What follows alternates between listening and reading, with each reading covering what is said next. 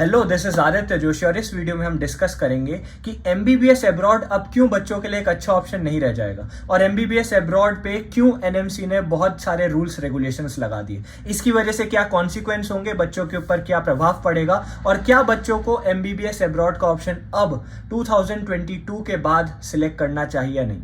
तो सबसे पहले हम शुरुआत करते हैं ये जान के कि एनएमसी ने क्या बोला। सबसे बड़ी बात एनएमसी ने बोली थी 54 मंथ्स की पढ़ाई होनी चाहिए, मतलब 54 मंथ्स का एमबीबीएस। अब फिलीपींस जैसी कंट्री में 1.5 ईयर का बीएस होता था, 4 इयर्स का एमडी होता था, तो टोटल 5.5 इयर्स था मान लिया।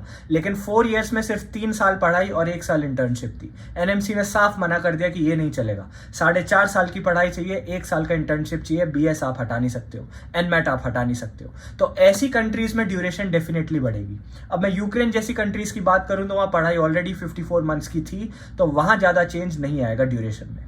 दूसरी बात जो मैं करता हूं वो ये है कि लाइसेंस चाहिए। एनएमसी ने बोला कि आप होस्टिंग कंट्री का लाइसेंस लेके आओ। आप जिस कंट्री से पढ़ रहे हो उस कंट्री का आपके पास लाइसेंस होना चाहिए, उसके बाद ही आपको इंडिया का लाइसेंस मिलेगा, उसके बाद ही आप इंडिया में वैलिड होगे और वहां काम कर पाओगे। इसका मतलब होस्टिंग कंट्री का लाइसेंस लेने के लिए आपको लाइसेंसिंग एग्जाम देना पड़ेगा। अब क्या होता है, लाइसेंसिंग एग्जाम यूजुअली उनकी नेटिव लैंग्वेज में होता है। अब जैसे यूक्रेन में, रशिया में नेटिव लैंग्वेजेस में होता था। यूक्रेन की मैं बात करूं तो वहां 6 साल पढ़ाई के बाद क्रॉक 3 देना पड़ेगा, जिसके बाद आपको लाइसेंस मिलेगा। लाइसेंसिंग एग्जाम होता है क्रॉक 3, जो यूक्रेनियन बच्चों के लिए होता है, लेकिन वो नेटिव लैंग्वेजेस में होता है, तो नेटिव लैंग्वेज में एग्जाम देना इज डेफिनेटली टफ। अब इसके लिए हो सकता है वो लोग इंग्लिश में अलाउ करते, जैसे फिलीपींस में मैंने सुना है कि इंग्लिश में ही होता था लाइसेंसिंग एग्जाम। तो लाइसेंस पाने के बाद ही आप इंडिया में जाके वैलिड हो पाओगे।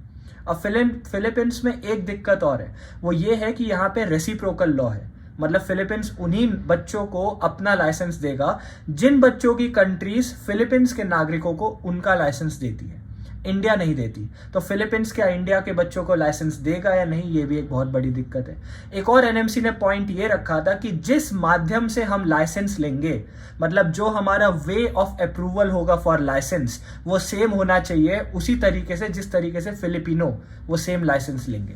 तो इसके ऊपर चेट ने बात की थी और बोला था हमारी डिग्री की मान्यता सेम है और हम सेम तरीके से लाइसेंस ले सकते हैं, लेकिन उसने ये नहीं बोला कि क्या हमें लाइसेंस मिलेगा या नहीं। तो ये अभी भी दिक्कत वाली बात है। थर्ड इंपॉर्टेंट पॉइंट जो मैं बोलूंगा वो ये था कि डबल इंटर्नशिप उन्होंने इंट्रोड्यूस कर दी। मतलब आप होस्टिंग कंट्री में जहां पे एमबीबीएस अब्रॉड पढ़ने जा रहे हो, जैसे यूक्रेन हो गया, रशिया हो गया, फिलीपींस हो गया, कजाकिस्तान, किर्गिस्तान, जहां भी आप पढ़ने जा रहे हो, वहां पे आप 1 साल की इंटर्नशिप करते हो, जिसको बहुत सारी कंट्रीज में क्लर्कशिप बोलते हैं। जैसे फिलीपींस में उसे क्लर्कशिप बोला जाता है। उसके बाद आपको इंडिया में जाने के लिए नेक्स्ट 1 देना है एंड नेक्स्ट 1 के बाद 1 साल की इंटर्नशिप दोबारा करनी पड़ेगी इंडिया में, तो ड्यूरेशन फिर बढ़ गई। अगर ड्यूरेशन 5.5 से 6.5 हो गई थी और उसके बाद 1 साल इंटर्नशिप और बढ़ गई तो 7.5 साल हो जाएगी। तो ड्यूरेशन डेफिनेटली बढ़ रही है, इसलिए एक बहुत बड़ा नो पॉइंट है ये कि क्यों आपको एमबीबीएस अब्रॉड नहीं चूज करना चाहिए अगर एनएमसी के रूल्स रेगुलेशंस चेंज नहीं होते, ऑल्टर नहीं होते। तो डबल ये जो इन्होंने इंटर्नशिप का कॉन्सेप्ट इंट्रोड्यूस किया, ये बहुत बहुत एलोंगेटिंग है, ये आपका ड्यूरेशन बढ़ा देगा बहुत ज़्यादा। एक और पॉइंट जो एनएमसी ने बोला वो ये था कि इंग्लिश में पढ़ाई होनी चाहिए 54 मंथ्स में। अब उसमें कोई दिक्कत नहीं है क्योंकि मेजॉरिटी ऑफ कॉलेजेस में इंग्लिश में ही पढ़ाई होती है, तो वो तो कोई दिक्कत वाली बात नहीं है। लास्ट पॉइंट जो मैं बोलना चाहूँगा वो ये था कि internship, clerkship versus clinical posting, इन दोनों के बीच में आपको डिफरेंस पता होना चाहिए। देखो, बहुत सारे एजेंट, बहुत सारी एजेंसीज एंड अथॉरिटीज ये बोलती हैं कि हम क्लिनिकल पोस्टिंग कराते हैं जो कि काउंट हो जाएगा लास्ट के 1 ईयर में। ये गलत है। लास्ट का 1 ईयर का जो क्लर्कशिप है या इंटर्नशिप है वो अलग है, उसमें क्लिनिकल पोस्टिंग काउंट नहीं होती क्योंकि clinical posting is basically an integral part of 54 months of studies. मतलब 4.5 साल की पढ़ाई में जो क्लिनिकल पोस्टिंग होती है उसको आप काउंट नहीं कर सकते लास्ट के 12 मंथ की क्लिनिकल पोस्टिंग में। तो ये सब बातें जब आपके मन में घूमती हैं तो पेरेंट्स के मन में बहुत बड़ा शक उठने लगता है कि क्या बच्चे को सच में फॉरेन भेजना चाहिए। इतना आप पैसा देते हो, बच्चे को इतना दूर भेजते हो, एक न्यू कंट्री में वो एक अनफेमिलियर एनवायरनमेंट में जाता है, क्या उसके बाद ये वर्थ इट है कि कहीं और जाके एमबीबीएस करे और वो वैलिड भी ना हो। तो इन सब बातों को ध्यान में रखने के बाद एनएमसी ने जो जो रूल्स रेगुलेशन निकाले उन सब के बाद एक बहुत बड़ा नो पॉइंट है, एक बहुत बड़ा बादल उठ चुका है कि क्या आपको एमबीबीएस अब्रॉड ले जाना चाहिए या नहीं। तो एमबीबीएस अब्रॉड एक डार्क स्पॉट में है अभी। लेकिन इसके साथ मैं एक चीज और बोलना चाहूंगा, एनएमसी ने जो पॉइंट्स रखे काफी हद तक सही रखे यार। वो यही चाहती है कि क्वालिटी एजुकेशन मिले, मैं मानता हूं, लेकिन उन्हें यह समझना चाहिए कि 16-17 लाख बच्चे नीट देते हैं। वो जो पॉइंट्स रख रहे हैं वो पॉइंट्स प्रोहिबिट कर रहे हैं कि बच्चे फॉरेन पढ़ने ना जाएं। वो नहीं चाहते कि भारत का ब्रेन ड्रेन हो, मैं समझ रहा हूं, लेकिन आप ये भी तो समझो कि 16-17 लाख बच्चे नीट देते हैं और government medical seats are somewhere between 45,000 to 48,000। चलो मान लिया 50,000 गवर्नमेंट सीट्स हैं, तो भी अगर 16 लाख बच्चे एंड 50,000 गवर्नमेंट सीट्स हैं, कैसा रेशियो बन रहा है? बाकी के 15-15.5 लाख बच्चों का क्या वो अपना होप तोड़ दे, वो अपना स्कोप छोड़ दे, वो बोल दे कि हमें नहीं बनना डॉक्टर, ठीक है, क्योंकि सीट्स नहीं है। प्राइवेट की मैं बात नहीं करूंगा, क्योंकि प्राइवेट का हम सबको पता है कि कितना हाई रेट होता है, कितनी अनअफोर्डेबल सीट्स होती हैं प्राइवेट की।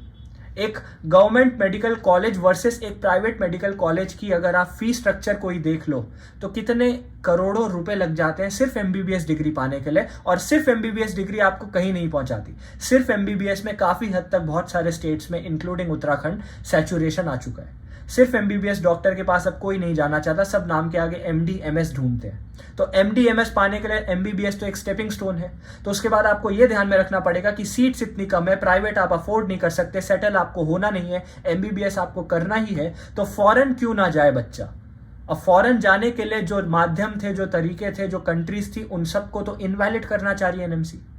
तो बहुत बड़ा फॉल्ट है एनएमसी की गाइडलाइंस में, वो यही है कि जब तक आप सक्षम नहीं हो इंडिया के अंदर बच्चों को वो quality education at affordable prices देने के लिए, तब तक क्या आपको ऐसे rules regulations, harsh rules regulations लगाने चाहिए जो बच्चों को बाहर ही ना भेज पाए। क्योंकि अगर बच्चा बाहर नहीं जाएगा और बच्चे को इंडिया में अगर प्राइवेट मेडिकल कॉलेज अफोर्ड नहीं कर सकता, गवर्नमेंट मेडिकल कॉलेज नहीं मिलेगा, तो वो क्या करे। इन सब के बाद सब बच्चों के पेरेंट्स के मन में और बच्चों के मन में एक अनसर्टेनिटी बैठ चुकी है, क्योंकि कोर्ट केसेस चल रहे हैं।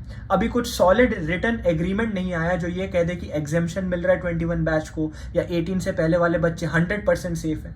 तो जब तक ऐसा कुछ रिटर्न नहीं आ जाता तब तक कुछ कमेंट भी नहीं किया जा सकता।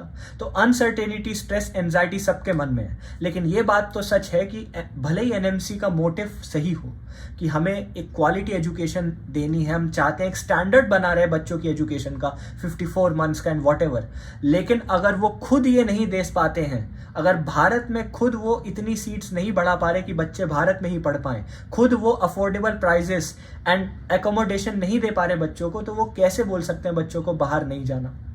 यही तो मेन क्वेश्चन है।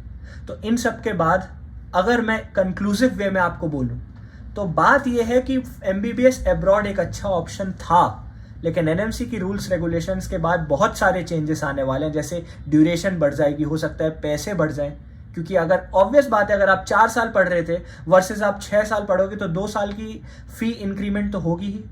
तो इन सब के बाद एक अनसर्टेनिटी छा गई है उन बच्चों के मन में, उन पेरेंट्स के मन में जो बच्चों को एमबीबीएस अब्रॉड भेजना चाह रहे थे। कौन सी कंट्रीज सेफ है, अब इसके ऊपर भी डिबेट किया जा सकता है, क्योंकि हर कंट्री में कोई ना कोई डाउनफॉल जरूर है। अगर मैं फिलीपींस की बात करूं तो यहाँ क्लिनिकल एक्सपोजर एक्सीलेंट था, out of all the countries clinical exposure बहुत अच्छा था। लेकिन BS+MD वाला सवाल उठ जाता है यहाँ पे, क्योंकि यूएस पैटर्न फॉलो कर रहा था। यूक्रेन की बात करूं तो वहां पे क्लिनिकल एक्सपोजर कम था, लेकिन वो यूएस पैटर्न फॉलो नहीं कर रहा था, वो इंडिया वाला पैटर्न फॉलो कर रहा था।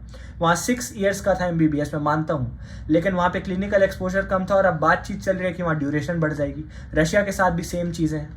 तो इन सब के बाद बहुत कम ऑप्शंस बच जाते हैं फ्यूचर एस्पिरेंट एंड डॉक्टर्स के लिए। तो क्या ये सही बात है? क्या एनएमसी ने जो किया वो सही किया? तो अगर मैं इमोशनली बोलूं तो नहीं, सही नहीं किया। अगर मैं लॉजिकली बोलूं तो वो सही करना चाह रहे थे, लेकिन उनका तरीका सही नहीं था। तो कुल मिला के जब तक भारत में वो नहीं कह सकते कि बच्चों के लिए इनफ सीट्स हैं, तब तक उन्हें बाहर जाने से बच्चों को नहीं रोकना चाहिए। That's it. Thank you.